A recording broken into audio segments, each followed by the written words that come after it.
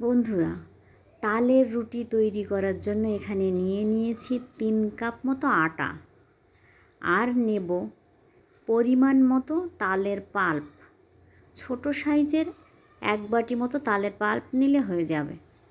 তো রুটিটা যাতে বেশি নরমও না হয়, বেশি শক্তও না হয়, সেজন্য পরিমাণ মতো তালের পাল্প একটু একটু করে মেশাতে হবে।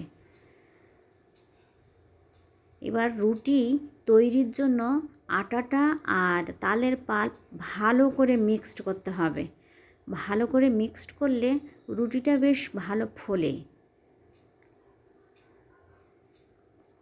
এবার ছোট ছোট লেচি আকারে আটাটাকে এবার আমরা কেটে টুকরো টুকরো করে নেব। এবার টুকরো করে নেওয়ার পর আমরা লেচিগুলোকে একে একে রুটি তৈরি করে নেব। তালের রুটি টেস্ট আনার জন্য আপনারা বড় চামচের 1/2 চামচ মতো চিনি ও ছোট চামচের 1/2 চামচ মতো নুন অ্যাড করতে পারেন।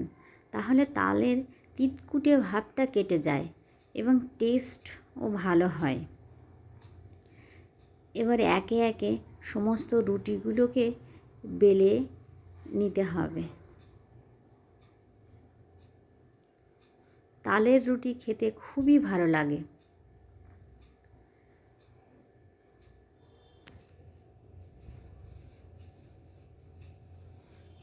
সমস্ত রুটিগুলো বেলে নেওয়া হয়ে গেছে। এবার আস্তে আস্তে রুটিগুলো সেঁকে নিতে হবে। আমি একটা ইন্ডাকশান ওভেন নিয়েছি। এবার প্যানটা বসিয়ে দিয়েছি।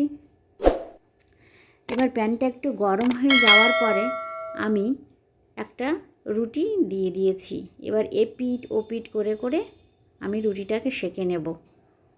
এপিট ওপিট করে সেঁকে নিলে রুটিটা আস্তে আস্তে করলে ওর ভেতরটা বেশ ফুলে ওঠে। এবার রুটিটা ফুললে খেতেও বেশ ভালো লাগে, একটু টাইম লাগে।